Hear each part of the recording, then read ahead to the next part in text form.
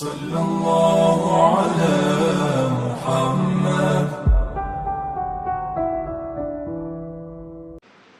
نبی پاک بے مثل و بے مثال ہے، لا مثل لہ ولا مثال لہ۔ حضور کی مثل بھی کوئی نہیں اور مثال بھی ہے ہی کوئی نہیں۔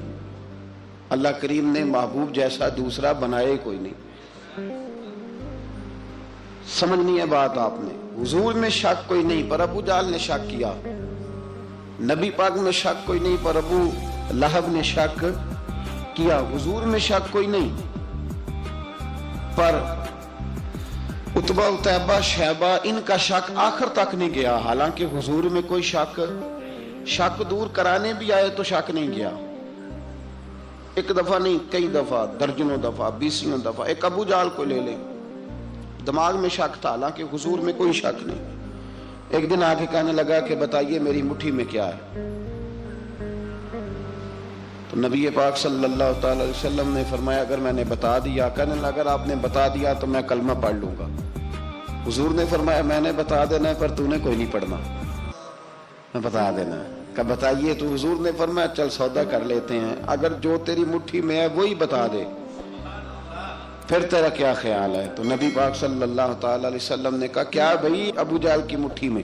تو اس کی مٹھی میں کنکر تھے، کنکروں نے کلمہ پڑھنا شروع کر دیا۔ جب کنکروں نے کلمہ پڑھا، پتھر تھے وہ، انہوں نے کلمہ پڑھا، ابو جہل نے وہ کنکر زمین پہ پھینکے، کہنے لگا اوہو تیرا جادو تو پتھروں پہاڑوں پہ بھی چلتا ہے۔ اب جملہ کہنے لگا ہوں سمجھ لینا، ابو جہل گوشت کا آدمی تھا، کنکر پتھر تھے، پتھر کلمہ پڑھ گئے۔ گوشت پوشت کا آدمی تھا پر کلمہ، کیونکہ یہاں کیا تھا؟ شک، اس نے آگے نہیں بڑھنے دیا۔ گوشت پوشت کا شخص ہو کے پتھروں سے آگے نکل گیا، نبی پاک صلی اللہ علیہ وسلم کی خدمت میں آیا۔ بلکہ وہ جو یہودی والی روایت ہے اس کے پس منظر میں بھی بعض محدثین نے لکھا ہے، اس کو بھی اسی نے بھیجا، کہنے لگا جاؤ نبی پاک سے جا کے کہو اگر وہ درخت آپ کا کلمہ پڑھے تو میں بھی پڑھ لوں گا۔ درخت، اب درخت ہوتے تو جاندار ہیں پر کلمے تو کوئی نہیں نہ پڑھتے۔ درخت سے بھی تو انسانوں سے کلمہ پڑھنے کی بات، اگر درخت پڑھے تو میں پڑھ لوں گا۔ نبی پاک صلی اللہ علیہ وسلم دور بیٹھے تھے، درخت دور تھا، اور امام سیوطی علیہ رحمہ نے لکھا ہے درخت بھی کیکر کا تھا۔ نبی پاک صلی اللہ علیہ وسلم نے فرمایا اس یہودی سے کہ تو جا کے درخت کو کہہ کہ تجھے نبی پاک بلاتے ہیں۔ فرمایا میں گیا تو پھر تم نے کہنا جادو کر کے بلایا ہے۔ احتیاط بھی کی، ہر چیز آنکھوں کے سامنے رکھی، تو جا کے کہہ کہ تجھے بلاتے ہیں۔ وہ بندہ گیا، جا کے کہنے لگا، اور امام سیوطی نے اس کو لکھا ہے، کہنے لگے اس نے نبی پاک کا نام بھی نہیں لیا، کیونکہ ابو جہل اینڈ کمپنی کو پتا تھا کہ مصطفیٰ کے نام میں بھی بڑی برکت، خالی نام بھی نہیں لیا۔ کہنے لگا درخت وہ جو سامنے بیٹھے ہیں نا وہ تجھے بلا رہے، نام نہیں لیا حضور کا، وہ جو سامنے بیٹھے ہیں نا، جاءت لدعوتہ الاشجار ساجدۃ۔ امام بوصیری کہتے ہیں درخت آیا اور سجدہ کرتا ہوا، زمین چیرتا ہوا آیا۔ کس طرح آیا؟ پہلے آگے جھکا، پھر پیچھے جھکا، دائیں جھکا، بائیں جھکا۔ یہاں بھی لکھنے والوں نے لکھا ہے کہ وہ نہ درخت اپنی جڑیں اکھیڑ رہا تھا، جب چلنا تھا نا اس نے حضور کی طرف آنا تھا تو آگے دائیں بائیں ہوا، جڑیں اکھیڑ رہا تھا۔ لیکن ہمارے استاد جب ہمیں یہ روایت پڑھایا کرتے تھے تو کہتے تھے جڑیں نہیں اکھیڑ رہا تھا، جب اس نے سنا مجھے نبی پاک نے بلایا تو اسے وجد ہو گیا تھا، وہ جھومنے لگ گیا تھا، جھوم رہا تھا، حضور نے مجھے بلا لیا، جاءت لدعوتہ الاشجار ساجدۃ۔ تو درخت آیا، اس نے آ کے نبی پاک کو سجدہ کیا، لکڑی کا بنا ہوا درخت ہے، سجدہ کیا۔ سجدہ کرنے کے بعد درخت اٹھا اور اٹھ کے اس نے نبی پاک کا کلمہ پڑھا۔ وہ جس کو ابو جہل نے بھیجا تھا نا یہودی، وہ درخت کی حالت دیکھ کے کلمہ پڑھ گیا، وہ کلمہ پڑھ گیا، لیکن یہی بے ایمان کہنے لگا ہوئے ہوئے ان کا تو درختوں پہ بھی جادو چلتا ہے۔ لا ریب فی، شک قرآن پاک میں، لیکن اگر بندے کے دماغ میں ہو اس کا علاج ہے کوئی، ادھر ہی شک بیٹھ جائے۔ کوئی سادی مثال دیتا ہوں کہ سامنے دیوار صاف ہو لیکن گرد اگر آئینے پہ پڑی ہو، دیوار صاف کرنی چاہیے کہ اینک کا شیشہ صاف کرنا چاہیے؟ ساری زندگی لوگ دیوار صاف کرتے گزار دیتے، ساری زندگی تراش خراش کرتے گزار، اپنی مرضی کی पेंटिंग करते गुजार देते हैं, पर अपनी आंख की पुतली साफ नहीं करते, आंख की पुतली साफ नहीं करते। किसी ने हजरत रूमी से कहा था, हुजूर दुनिया में कोई अच्छा मिलता नहीं, फरमाने लगे थोड़ा रोना शुरू कर ताकि तेरी पुतलियां वुजू कर लें, वुजू कर लें। वो उन्हें पता चल जाए कि कितने साफ सुथरे लोग दुनिया में पाए जाते हैं। अबू जाल फिर आ गया, कहने लगा अगर आप चांद के 2 टुकड़े कर दें तो मैं कलमा पढ़ने को तैयार हूं। अच्छा, यहां भी बड़ी मजे की बात है। अल्लाह ने पहले कह दिया नबी पाक को कि इन्नल्लज़ीना कफरू सवाउन अलैहिम आ अनज़रतहुम अम लम तुनज़िरहुम ला युमिनून। महबूब, ये जिनकी किस्मत में कुफर है ना, आप इन्हें डराएं चाहे ना डराएं, ये ईमान नहीं लाएंगे। कंकरों ने भी कलमा पढ़ लिया, दरख्तों ने भी पढ़ लिया, सारा कुछ हो गया, और अल्लाह ने भी कह दिया कि महबूब इस बेईमान ने कलमा नहीं पढ़ना। पर हुजूर ने फरमाया ये पढ़े ना पढ़े हमने मैदान नहीं छोड़ना, जितनी दफा आएगा ना हम इसे जरूर मौजज़ा दिखाएंगे, जितनी दफा आएगा हम क्यों मैदान छोड़ें। आगे कहने लगा जी अगर चांद के 2 टुकड़े कर दे तो इक़्तरबत इस्साअतु वंशक्कल कमर। तो नबी पाक सल्लल्लाहु अलैहि वसल्लम ने उंगली का इशारा किया, चांद 2 हिस्सों में बटा।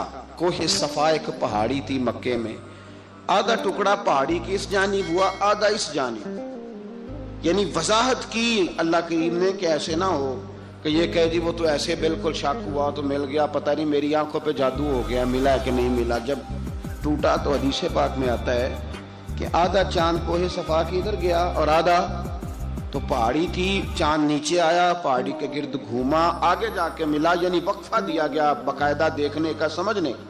पूरी दुनिया में जितने लोग उस वक्त चांद देख रहे थे, हिंदुस्तान तक रवायतों में मिलता है कि लोगों ने गवाही दी कि हमने चांद टूटते देखा है। जमाना मान गया, लोगों की चीखें निकल गई, लोग कदमों में गिर गए। पर वो जिसके दिमाग में शक था ना, वो नहीं माना। शजर व हजर पहचान गए, पर इंसान की नजरों में शक ही रहा। दुनिया में सबसे मजबूर, कमजोर, बुज़दिल, कम फहम बंदा वो है जिसके दिमाग में शक है। सबसे कम फहम आदमी, उसकी फिरासत रूहानिया जीरो है, वो एक नाकाम शख्स है। उसको किसी पे भी शक पड़ जाए, किसी पे भी। हमने देखा है जो औरत अपने मर्द पे शक करने लग जाती है, उस घर का कोई इलाज ही नहीं होता। जो शिकवा करती है रोटी का, पैसों का, वो किसी दौर में मसला उसका हल हो जाता है। जो नाफरमान होती है उसका भी मसला किसी न किसी जमाने में हल हो ही जाता है। ये जिसको शक पड़ जाता है ना, शक, उसका मसला क़यामत की सुबह तक हल नहीं होता। अगर मर्द को शक पड़ जाए उसका मसला भी कभी जिंदगी में दोबारा हल, याद रखें। ये जो शुकूक व शुबहात है ना, कुरान पूरा शुकूक व शुबहात का इजाला करता है। काफिर के सवाल का जवाब देता है, मुनाफिक के सवाल का जवाब देता है। कुरान मजीद हर एक की तसल्ली कराता है, लेकिन शुरू में बता दिया कि ला रईब फी, शक वाली गुंजाइश इसमें। लोग आज तक शक कर रहे हैं कि अल्लाह का कलाम है कि नहीं, आज तक लोग कहें। तो मेरे भाई, शुकूक वाली जिंदगी कमजोर होती है। शुकूक वाली, अक्लमंद लोगों की जिंदगी कमजोर जिंदगी है। सहाबाए कराम अमल वाले लोग थे, वो बहसों में उलझे रहते तो अमल ना कर पाते। हमारे यहाँ ना बहस होती है जिस मसले का कोई ताल्लुक ही नहीं, उलझनों से निकल आए। अमल का रास्ता, बहस जो होती है ये अमल का रास्ता रोकती है। अक्लमंद ना बने, फर्मा बरदार बने। मेरे भाई, शुकूक व शुबहात वाली जो लाइफ है, लेकिन ना अंबिया किराम अलैहिस्सलाम के बारे में शुकूक व शुबहात हैं, औलिया उज़्ज़ाम के बारे में। अब एक नया शक पैदा हो गया है कि फैज मिलता है कि नहीं मिलता। हमने फलाने वली को देखा नहीं, सारी जिंदगी उसका नाम लिया, फैज मिलेगा कि नहीं। गौस पाक को देखा नहीं, सारी जिंदगी कादरी कहलाया, फैज मिलेगा कि नहीं। ख्वाजा अजमेर को देखा नहीं, चिश्ती कहलाए, फैज मिला कि नहीं। साबर पिया को देखा नहीं, साबरी कहलाए, फैज मिला कि नहीं। ओ खुदा के बंदे, फैज वो चीज है जो नजर नहीं आती पर महसूस सबसे ज्यादा होती है। मिले तो हजरत अवैस करनी भी नहीं थे नबी पाक से, वो भी नहीं मिले थे, मुलाकात तो उनकी भी नहीं हुई थी। क्या कहोगे, मुलाकात नहीं हुई, लेकिन फ्यूज़ो बरकत का ये आलम है कि मेरे महबूब ने फरमाया वो दुआ करेगा تو اللہ میری امت کی بخشش فرمائے گا۔ تو آپ ہمارے صوفیاء میں ایک سلسلہ اویسیہ ہے، سلسلہ اویسیہ میں اکثر ملاقات نہیں ہوتی، اکثر نہیں ملاقات ہوتی بغیر دیکھیں نا، آپ جب کسی کا نام جپتے ہیں، جب کسی کا نام لیتے ہیں، جب اسی کا ذکر کرتے ہیں، جب اسی کے تذکرے میں رہتے ہیں، تو اللہ تبارک و تعالیٰ کے یہ جو کامل لوگ ہوتے ہیں یہ متوجہ ہو جاتے ہیں، ان کی توجہ ہوتی ہے۔ اور خود سرکار نے فرمایا دو آپس میں محبت کرنے والے، ایک مشرق میں ایک مغرب میں، قیامت کے دن اللہ دونوں کو جنت میں اکٹھا فرما دے گا۔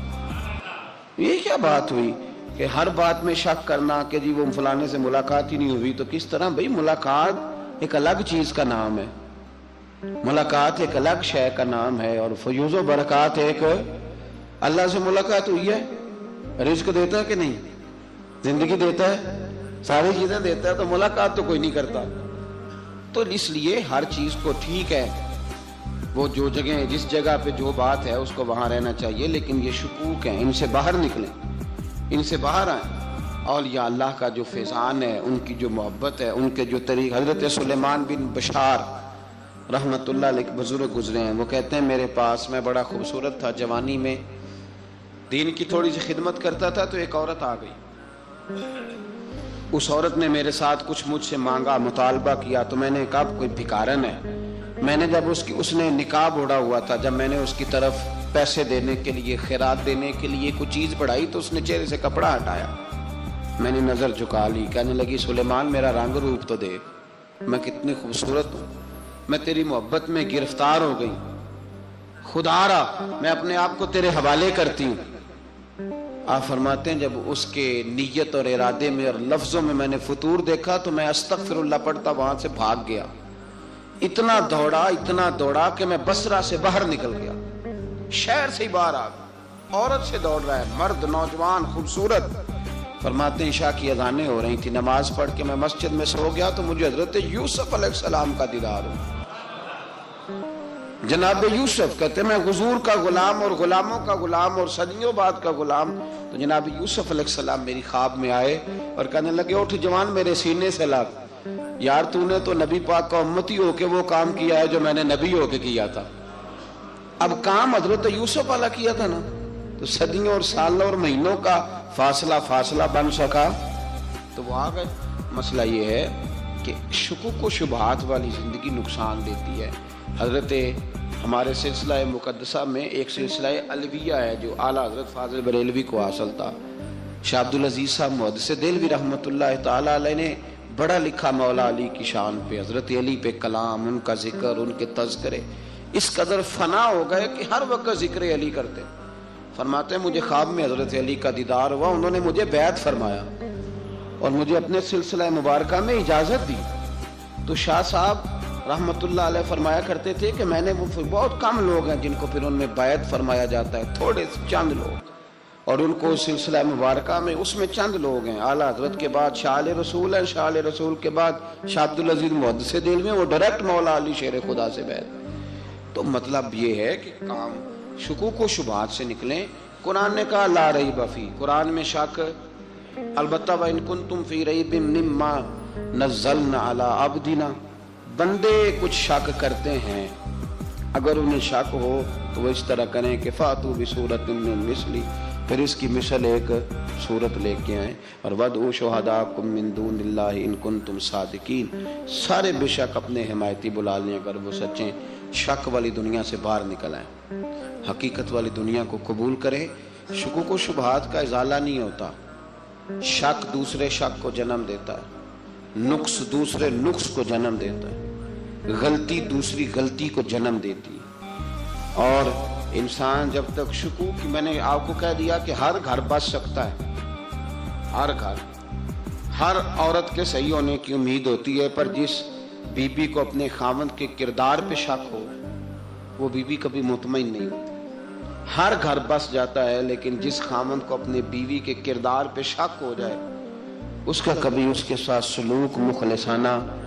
شکوک والی زندگی بیماروں کی زندگی ہے، شکوک والی زندگی بیماروں کی زندگی، کمزوروں کی زندگی، بزدلوں کی زندگی۔ اس لیے حقیقت والی چیز، جب تک آپ کے پاس کوئی چیز کلیئر ہو کے نہیں آتی، شریعت اسلامیہ نے بہتان کی سزا رکھی ہے 80 کوڑے. پتہ ہے آپ کو؟ جس نے ایسے ہی بہتان لگا دیا، دلیل ہی کوئی نہیں، ایسے ہی کہہ دیا کہ جی وہ مجھے شک ہے، جی انہوں نے ایسے کیا ہے، فرمایا اسے کوڑے مارو. شک کی بنیاد پر بہتان ترازی کرتا ہے، کوڑے کی سزا رکھی، 80 کوڑے مارو اس ظالم. یہ شک کر رہا ہے اس کو جب اس کے پاس دلیل ہی کوئی نہیں. یہاں بڑے بندے ہیں بات کر دیتے ہیں، کہتے ہیں جی وہ ایسا ہوا ہوگا، میں نے ایسا دیکھا تھا، ہوگا، کیا تھا، ممکن ہے. تو یہ شکوک ہے. اس شکوک یہ سامنے والے کا کچھ بھی نہیں بگڑتا، اس بیچارے کا کیا بگڑنا ہے. یاد رکھیں بڑی خوبصورت بات یہاں حضرت عبداللہ ابن مسعود کی. آپ فرمایا کرتے تھے جب کسی بندے پر بندے شک کرتے ہیں اور ناجائز شک کرتے ہیں، اللہ اس کی عزتوں میں اضافہ فرما دیتا ہے، اللہ اسے شانیں عطا کرتا ہے. اپنی زندگی کو بیماریوں سے نکالنے، یہ روحانی بیماری ہے شک، اس سے باہر آنا. یہ ظلم ہے. اولیاء پہ بھی شک، صوفیاء پہ بھی شک، علماء پہ بھی شک، ہر بندے پہ شک، کوئی صحیح نہیں، سارے غلط، میں اکیلا صحیح. اس شک سے باہر آ جائیں. یہ نفسیاتی مریض بنا دے گا، بے سکون کرے گا، بے قرار کرے گا. جس ترتیب سے ہم مسکراتے ہیں، جس ترتیب سے ہم روتے ہیں، جس ترتیب سے ہم کسی بات کا اظہار تشکر کرتے ہیں، خدا ان باتوں سے پاک ہے. اب بہت ساری حدیثوں میں آیا کہ وہ مسکراتا ہے، تو کیا مطلب ہے مسکرانے کا؟ تو علماء تفسیر نے لکھا ہے مسکرانے کا مطلب یہ ہے کہ وہ بڑا ہی راضی ہوتا ہے اپنے بندے سے، بڑا راضی ہوتا ہے. یہ مطلب ہے. ایک تو مسکرانے کا مطلب یہ کہ وہ بڑا راضی ہو گیا، بڑا راضی ہو گیا، وہ مسکرا دیا اپنے بندے پہ. اور ایک اس کا معنی خود نبی پاک صلی اللہ تعالی علیہ وسلم نے بیان فرمایا. مسند امام احمد بن حنبل میں حدیث ہے، حضور سید عالم علیہ السلام سے صحابہ نے پوچھا یا رسول اللہ شہید تو بڑے لوگ ہوتے ہیں، شہیدوں میں افضل کون ہے؟ تو اللہ کے حبیب علیہ السلام فرمانے لگے وہ والا بندہ جو ڈٹ گیا تھا کافروں کے مقابلے میں، وہ ہلا نہیں، پوری طرح ڈٹ کے جو لڑا وہ شہداء میں افضل ہے. حضور فرماتے ہیں وہ جنت کے بالا خانوں میں سیر کرے گا اور رب اسے دیکھ کے مسکرائے گا، رب اسے دیکھ کے مسکرائے گا. اللہ تعالیٰ مسکراتا ہے اسے دیکھ کے. اور اگلے جملے میں حضور نے وضاحت کر دی، فرمایا جب رب دنیا میں کسی پر مسکراتا ہے نا تو اس کا معنی یہ ہے کہ قیامت میں پھر اللہ اسے حساب کوئی نہیں لے گا. جس پر اللہ دنیا میں مسکرا دیا اس سے کوئی حساب، تو وہ کام ڈھونڈنے چاہیے نا جس سے اللہ مسکرائے. ویسے کبھی ہم ایسا کرتے ہیں کہ نہیں کہ کسی کو راضی کیا جائے؟ یہ کام ہم کرتے ہیں کہ ہماری کمپنی کا جو سربراہ ہے وہ ہم سے راضی رہے، جس ادارے میں ہم پڑھاتے ہیں اس ادارے کا بڑا ہم سے راضی رہے. یہ کرتے ہیں ہم، اس کے لیے کچھ نہ کچھ ہیلے بہانے ہم کرتے ہیں. برادری، قبیلہ، علاقہ، بستی، لوگ کسی طریقے سے ہمارے ساتھ مطمئن رہیں، کرتے ہیں نا یہ سارے کام. اس میں تھوڑی مشکل بھی ہمیں آتی ہے لیکن کرتے ہیں. کیا کریں، گھر میں بھی کئی دفعہ ایسا ماحول بنانا پڑتا ہے. چلیں ایک اور میٹھی مثال دیتے ہیں، زیادہ سمجھ میں آئے گی. چھوٹا بچہ خوش رہے، آپ اس کے لیے محنت نہیں کرتے. وہ چھوٹا ہے، اس کو خوش کرنا فرض ہے ابا پہ، لیکن وہ کہتا ہے کہ میں نے موٹر سائیکل لینا ہے. چھوٹا ہے، چلا ہی نہیں پائے گا، تو ابا پھر اسے راضی کرتا ہے، کہتا ہے بیٹے چھوٹا سائیکل لے لے، چل میں تجھے اڑانے والا جہاز لے دیتا ہوں. مقصود کیا ہے کہ اس کو ناراض نہیں کرنا، یہ روئے نہ، اس کا دل نہ ٹوٹے. ہو یارو سنو نا میں کیا کہہ رہا ہوں. اگر چھوٹے بچے کے لیے وہ چیزیں ڈھونڈتے ہو، میرے ابا جی نا اپنے نواسے کے لیے کھلونا لے کے آئے تو بچہ بڑا ہی کھیلا تو ابا جی کہنے لگے لو پیسے پورے ہو گئے. میرے بچے کو پسند بڑا ہے نا، پیسے پورے کر چھڑے نے. دیکھو نا جی کتنا اس کو راضی ہوا ہے. تو انسان کیا کرتا ہے کہ کوشش کرتا ہے چھوٹا بچہ بھی ناراض نہ ہو، تو وہ چیزیں وہ ڈھونڈتا ہے کہ اس کو کیا پسند ہے، چاکلیٹ لے جاؤں، فلاں چیز لے جاؤں، آئس کریم لے جاؤں. تو ایک بچے کے لیے، گھر کے لیے، سربراہ کے لیے اتنی محنت کرتے ہو، تو وہ کام بھی ہمیں ڈھونڈ کے تلاش کرنے چاہیے نا جس سے رب راضی ہوتا ہے، اللہ راضی ہوتا ہے. بتاؤں وہ کون کون سے کام ہیں؟ نبی کریم صلی اللہ تعالی علیہ وسلم نے ارشاد فرمایا 3 لوگ ہیں جنہیں دیکھ کے رب مسکراتا ہے. یا رسول اللہ صلی اللہ علیہ وسلم وہ کون کون سے؟ تو محبوب فرمانے لگے ایک وہ بندہ ساری مخلوق سوئی ہے، آدھی رات ہے، رات کا پچھلا پہر ہے، اس نے اٹھ کے وضو کر لیا، مصلی پہ کھڑا ہو گیا خدا کی یاد میں. فرمایا اسے دیکھ کے رب مسکراتا ہے جو اس کی شان کے لائق ہے. مسکراتا ہے اللہ. یہ تو سونے کا ٹائم تھا, یہ تو گہری نیند آنے کا وقت تھا, رات کا پچھلا پہر. رات پوے تے بے درداں نو نیند پیاری آوے, تے درد منداں نو یاد سجن دی سوتیاں وی آن جگاوے. اور ساون کی کالی راتوں میں جب بوندا باندی ہوتی ہے, وہ راتوں کو اٹھ اٹھ روتے ہیں جب خلقت ساری سوتی ہے. اللہ مسکراتا ہے. اور سننا میرے بھائی, میرے نبی پاک صلی اللہ تعالی علیہ وسلم فرماتے ہیں جب مسلمان نماز کے لیے صفیں بناتے ہیں نا, ترتیب لگ رہی ہوتی ہے, اب اللہ کی بارگاہ میں کھڑے ہوں گے, قیام کریں گے, رکوع کریں گے, سجود کریں گے. فرمایا جب مومن صفیں بناتے ہیں تو رب دیکھ کے مسکراتا ہے, مسکراتا ہے. کمال ہو گئے عروج بندگی کا, جب بندے کو دیکھ کے رب مسکرائے. خدا بندے سے خود پوچھے بتا تیری رضا کیا ہے, مسکراتا ہے. اور میرے نبی پاک علیہ السلام فرماتے ہیں جب مجاہد جہاد کے لیے صفیں سیدھی کرتے ہیں. آج تو یہ رب کے نام پہ مرنے ہی آ گئے. یہ صفوں میں کھڑے ہوں گے, ترتیب سے لڑیں گے, ترتیب سے گلا کاٹیں گے کافروں کا یا شہادت لیں گے. فرمایا جب جہاد کے لوگ صفیں بناتے ہیں تو رب انہیں دیکھ کے مسکراتا ہے. کتنے نصیبوں والا وہ بندہ ہے جسے دیکھ کے مسکرا دیا. او یار, کبھی تیرا بیٹا تیرے سامنے مسکرائے نا چھوٹا, تو تیرا دل باغ باغ ہو جاتا ہے. تیری ماں بیمار کسی ایک دن صحیح طرح ہنس پڑے تو طبیعت خوش ہو جاتی. مجھے بتاؤ نا, جس کا رب بھی اسے دیکھ کے ہنس پڑے, جو اس کی شان کے لائق ہے, کیا اس بندے کے نصیبیں ہیں, کیا اس کے مقدر ہیں. آپ اس مقام پر اپنے آپ کو لائیں. اب دیکھیں نا, یہ حدیث آپ نے سن لی, اب ہم نے نا اس طرح صفحے نہیں بنانے جس طرح ساری دنیا. اب ذرا صفحے بھی شوق سے بنائیں گے, اب ذرا تھوڑا سا شوق پیدا کریں گے. بھئی یہ تو میں وہ کام کرنے لگا ہوں جسے دیکھ کے رب مسکراتا ہے. نبی پاک صلی اللہ علیہ وسلم نے فرمایا جب کو بندہ توبہ کرتا ہے نا, ہم توبہ کا رٹا لگاتے ہیں, یا اللہ میری توبہ, یا اللہ. اور توبہ کا تو مطلب یہ ہے کہ پچھلے گناہوں سے پکی توبہ, آج کے بعد یہ غلطی نہ کرنے کا پکا وعدہ.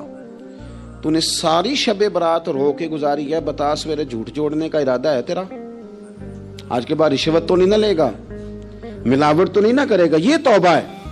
اور اگر سارے کام اسی طرح کرنے تو پھر یہ توبہ کا رٹا ہے, جتنا مرضی لگاؤ.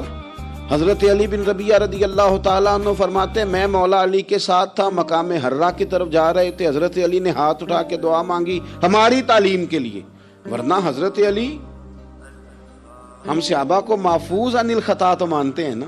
ہاتھ اٹھا کے کہا اے اللہ ہمارے گناہ بخش دے, تیرے علاوہ کوئی معاف کرنے والا نہیں. اور پھر حضرت علی آسمان کی طرف دیکھا اور دیکھ کے نا حضرت علی بن ربیعہ کو تو مسکرائے. حضرت علی بن ربیعہ کہنے لگے حضور مسکرائے کیوں ہو؟ فرمانے لگے ایک دن میں حضور کے ساتھ اسی طرح آیا تھا, اسی طرح حضور نے دعا فرمائی تھی ہماری تعلیم کے لیے, اور پھر حضور مجھے دیکھ کے مسکرائے تھے اور فرمایا جب کوئی بندہ رب کی بارگاہ میں اس طرح استغفار کرتا ہے تو رب مسکراتا ہے, اور مسکرا کے فرماتا دیکھ لو میرے بندوں کو پتا ہے کہ میرے علاوہ معاف کرنے والا کوئی نہیں. انہیں پتا ہے, تم اس کی بارگاہ میں رجوع تو لاؤ, آؤ تو صحیح دو آنسو لے کر.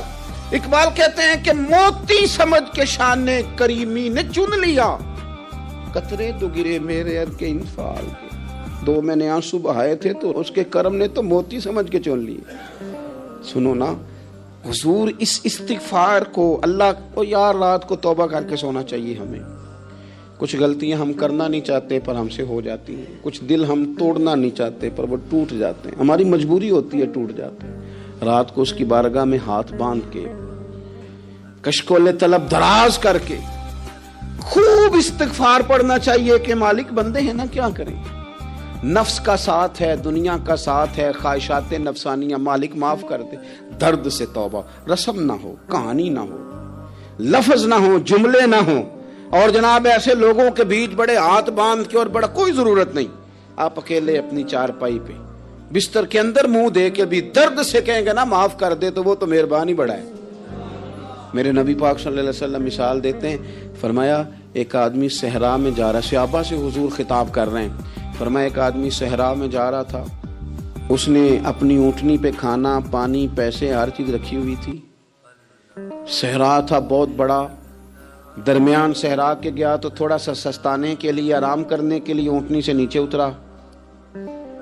اب اس نے اونٹنی کی لگام، اونٹنی کی نکیل اپنے سرہانے کے نیچے رکھی، ہاتھ کے ساتھ پکڑی اور سو گیا۔ تھوڑی ہی دیر کے بعد جب اس کی آنکھ کھلی تو دیکھا اونٹنی غائب ہے۔ صحرا میں وہ پیدل نہ آگے جا سکتا ہے، نہ پیچھے جا سکتا ہے، نہ دائیں نہ بائیں، کھانے کو روٹی نہیں، پینے کو پانی کا قطرہ نہیں، تھوڑا ادھر بھاگا ادھر بھاگا، تھک گیا۔ کریم محبوب فرماتے ہیں وہ پوری طرح نڈھال ہو گیا اور مایوس ہو گیا، معاذ اللہ، مایوس ہو کے دوبارہ اسی جگہ آ کے لیٹ گیا جہاں پہلے لیٹا تھا، انتظار کرنے لگا کہ اب موت ہی آئے گی، آخری وقت ہے، اب نہ میں پیدل یہ صحرا کراس کر سکتا ہوں، نہ پیچھے جا سکتا ہوں، نہ کھانا ہے نہ پانی ہے، سوائے موت کے کوئی سہارا نہیں۔ حضور فرماتے ہیں وہ رستے میں دوبارہ لیٹ گیا، اچانک اس نے رخ بدلا تو اونٹنی سامنے کھڑی تھی۔ حضور نے صحابہ سے پوچھا بتاؤ نا اسے بھلا کتنے کو خوشی ہوگی؟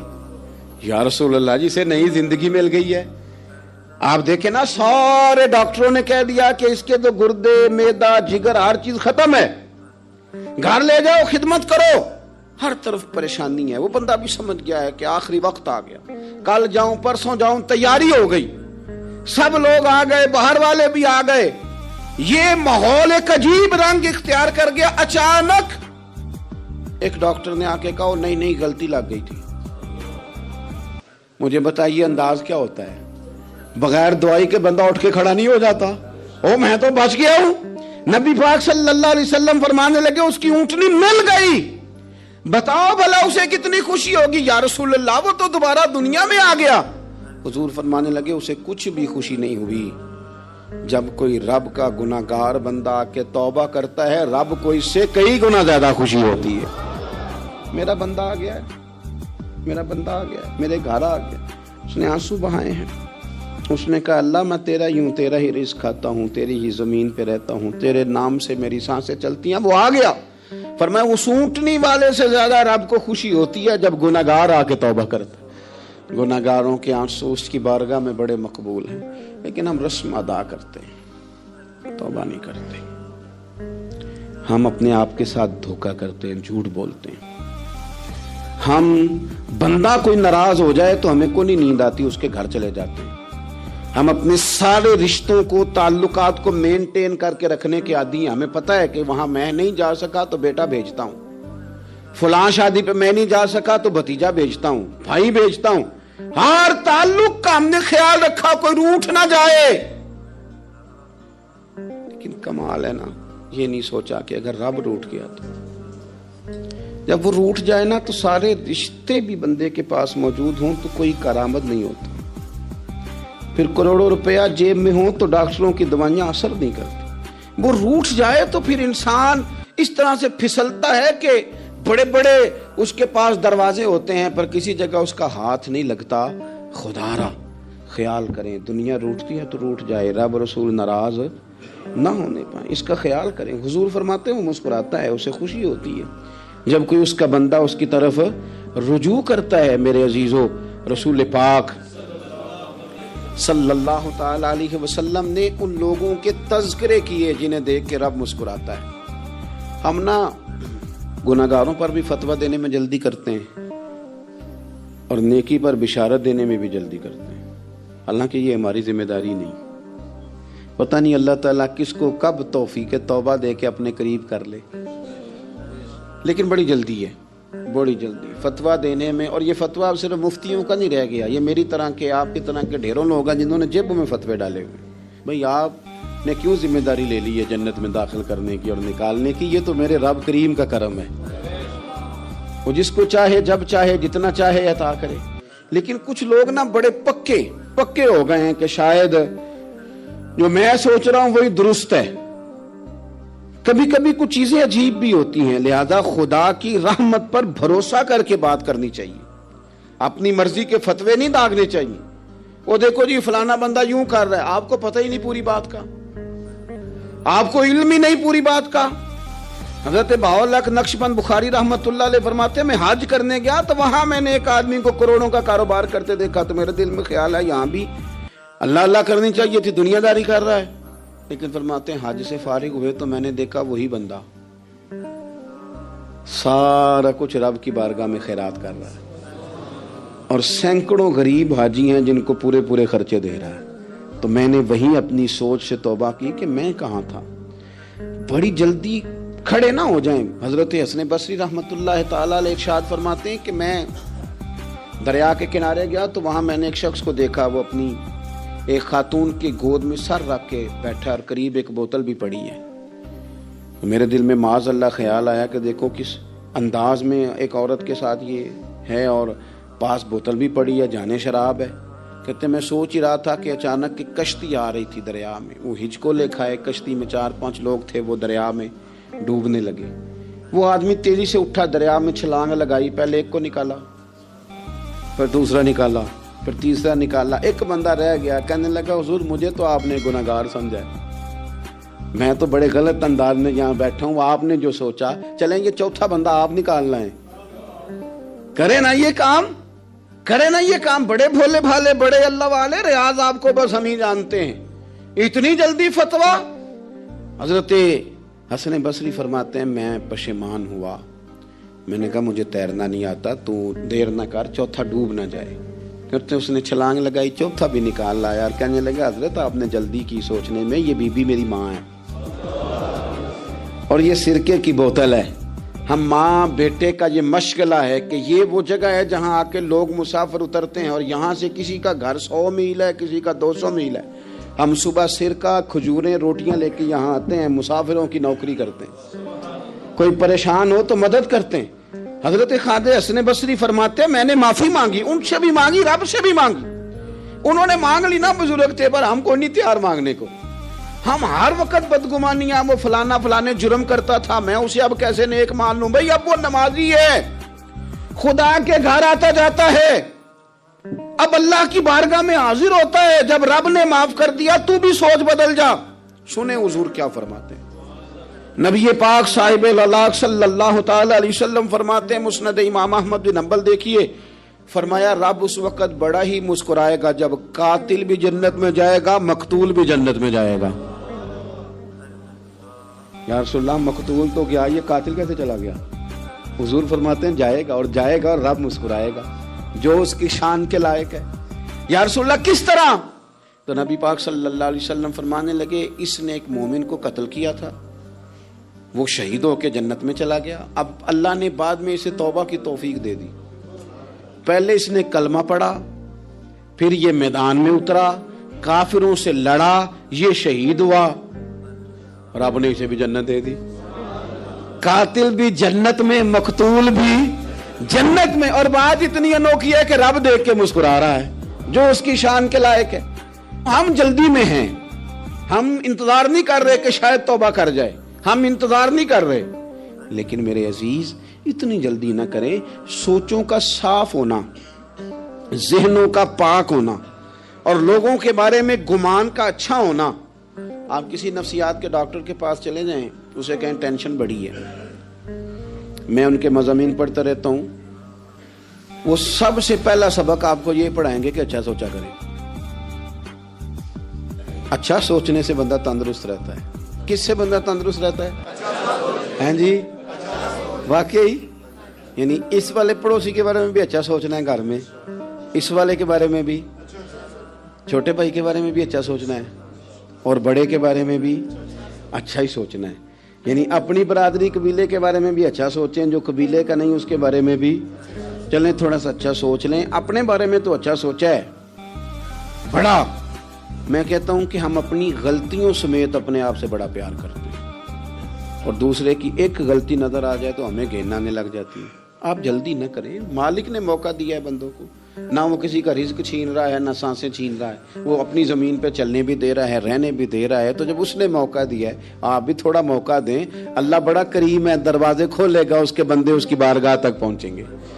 बदगुमानियां और फिर बदगुमानियों का उरूज, और उस लेवल तक जाके बात कर देना है कि जहां से खौफ आए कि यार ये बात नहीं करनी चाहिए। रसूल कायनात सरवर दो आलम सल्लल्लाहु ताला अलैहि वसल्लम फरमाते हैं कि अल्लाह मुस्कुराता है। देखो हमारे यहाँ ना एक और भी मसला बन गया है, میں نے کچھ لوگوں کو نا پکا، میرے پیارے ہیں، محبت ہے مجھے، تو میں چونکہ آپ میری کلاس ہیں، میں مشاہداتی اور تجرباتی باتیں بھی کر لیتا ہوں، اسی کی روشنی میں کئی دفعہ گفتگو بھی تیار کرتا ہوں۔ کچھ لوگوں نے نا پکا ذہن بنا لیا یہ کہنے کا کہ ہاتھ بڑا تنگ ہے، پکا، آپ جس وقت پوچھ لیں ان کا ہاتھ اور بڑا ہی زیادہ تنگ ہے۔ آپ یقین کریں، بہن کا جو خامند ہے وہ کہہ رہا ہے جا حصہ لے کے آ، تیرے بھائیوں کی کمائی تو نہیں، تیرے ابا کی ہے، لے کے آ۔ وہ بیچاری اس کی منتیں کر رہی ہے، کہتی ہے اگر جاؤں گی نا تو وہ کہیں گے حصہ لے جا، آج کے بعد ہمارے گھر نہ آنا، میرا دروازہ نہ بند کرو، مہربانی کرو۔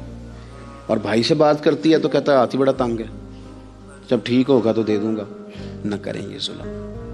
ہمارے اپنے تڑپتے رہتے ہیں اور ہماری دولتیں اندر پڑی رہتی ہیں، ہمارے اپنے چھوٹی چھوٹی ضروریات کے لیے پریشان ہوتے ہیں، لیکن ہم بڑے بڑے بہانے ہیں ہمارے پاس، کہتے ہیں یہ نکما ہے، یہ نکٹو ہے، یہ کام نہیں کرتا، اس میں فلانا ہے، بے فلانا ہے، بلیادہ میں نے نہیں ساتھ چلنا۔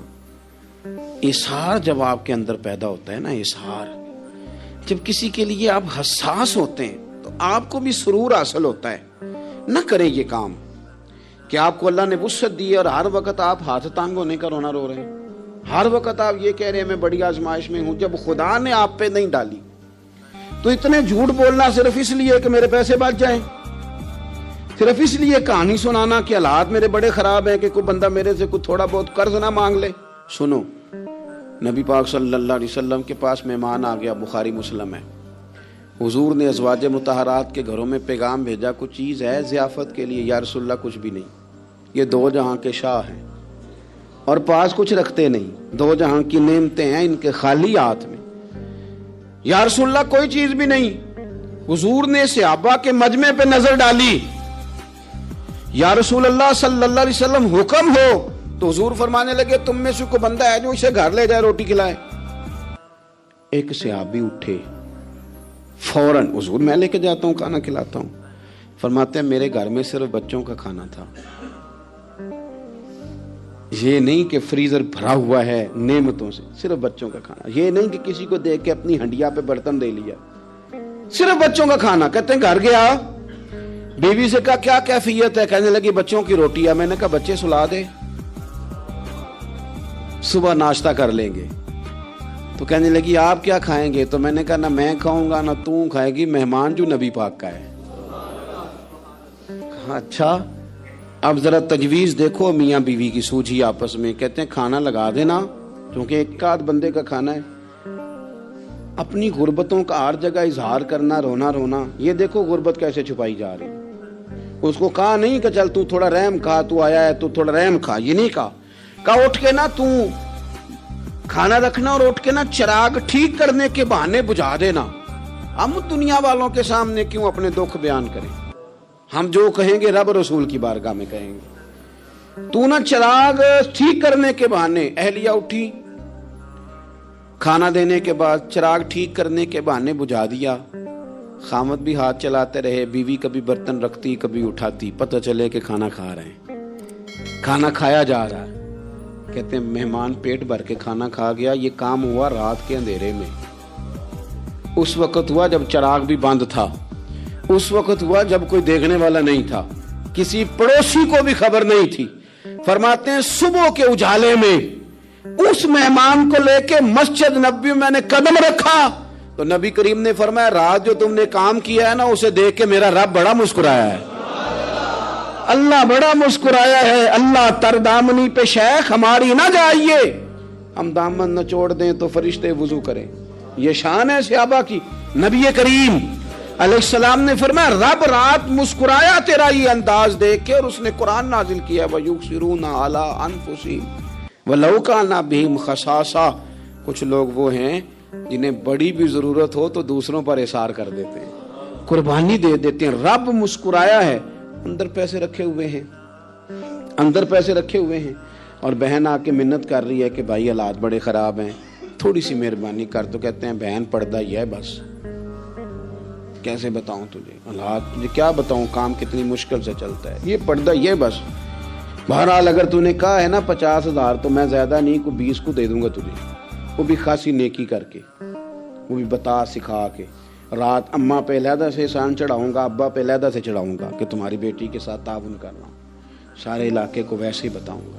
اور وہ غریبنی بیچاری 20,000 لے کے گھر گئی ہے, پھر سفارشیں کر رہی ہے کہ مہربانی کرو. میں نے ایسے بھی دیکھے ہیں جو پہلے بیوی کو پکڑاتے ہیں, تو دے, اس لیے کہ پھر وزیر اعظم تو ڈنڈا نکال لے گا تو بڑا مشکل ہو جائے گا پھر گھر میں رہنا. لہذا وہ یہ تو آگے لگ, یہ کیا لہجہ ہے آپ کا؟ یہ تو کسی کو بھی دیں تو چھپا کے دینے کا حکم ہے. کسی کو بھی دیں تو ہمیں حکم یہ ہے کہ سیدھے ہاتھ سے دینا ہے, الٹے کو خبر. اور یہ جو بالکل ہی اپنے, ان پر تو پردہ پوشی آپ کے لیے ویسے ہی ضرورت تھی. میرے عزیز, رب مسکراتا ہے. میرے نبی پاک علیہ السلام نے یہ اعمال ہمیں بتائے جن پر اللہ مسکراتا ہے, خوش ہوتا ہے. اور بعض لوگوں کو حضور نے نامینیٹ کیا. حضرت سعد بن معاذ رضی اللہ تعالیٰ عنہ عظیم صحابی تھے. یہ وہ خوبصورت صحابی ہیں جن کے جنازے کو کندھا میرے نبی پاک نے عطا فرمایا. حضور نے کندھا عطا فرمایا. کمال ہو گئی. نرخ بازار محبت کا انوکھا ہی ہو گیا. خود خریداروں میں شامل آ کے مولا ہو گیا. حضور نے کندھا دیا. حضرت سعد بن معاذ رضی اللہ تعالیٰ عنہ کا جب جنازہ اٹھا, ان کی والدہ رو پڑی, بڑے درد سے روئی. ماں تھی نا, ان کی آواز جب حضور تک گئی تو نبی پاک نے فرمایا آنسوؤں کو روک لے, آواز کو کم کر لے. تیرے بیٹے کی تو جب روح پرواز ہوئی ہے تو رب مسکرایا ہے. جس کے آنے پہ رب راضی ہو مسکرا دے جو اس کی شان کے لائق ہے. یہ تو وہ لوگ ہیں کہ جن کے جانے پر نا رب, وہ کسی نے کہا تھا کہ میرے مرنے پہ ہر سو شور مچ جائے گا, دیکھو گے میرے مرنے پہ ہر سو شور, تمہیں پتہ چل جائے گا جب ہم جائیں گے. میرے مرنے پہ ہر سو شور مچ جائے گا, دیکھو گے. اور کہنے الوداع سرکار خود تشریف لائیں گے. اور درویش کہنے لگے بعد مرندے مکھڑا میرا ہو جاوے جے تازہ, پھر سمجھ لینا محبوب میرے نے آن پڑے ہے جنازہ. اور عاشق کا جنازہ ہے, ذرا دھوم سے نکلے اور محبوب کی گلیوں سے ذرا گھوم کے نکلے. فرمایا کہ ان کے تو جانے پہ رب کریم. اور حضور نے ایک دعا بھی دی. حضرت ابو طلحہ, حضرت طلحہ رضی اللہ تعالیٰ عنہ صحابی تھے, ان کا وصال ہو گیا تو حضور نے دعا بھی دی. فرمایا یا اللہ جب میرا طلحہ آئے نا تو اس سے مسکرا کے بات کرنا, یہ تجھ سے مسکرا کے بات کرے جو تیری شان کے لائق ہے. تو اللہ تعالیٰ غائب درجے راضی ہوتا ہے. ایک دفعہ پھر بات دہراتا ہوں, جو میدان میں ڈٹ کے شہید ہو رب اسے دیکھ کے مسکراتا ہے جو اس کی شان کے لائق. جو توبہ صحیح کریں, سچی کریں, رب انہیں دیکھ کے مسکراتا ہے جو اس کی شان کے لائق ہے. جو نماز کے لیے صفیں بنائے رب انہیں دیکھ کے مسکراتا ہے. جو جہاد کے لیے صفیں بنائے رب دیکھ کے مسکراتا ہے.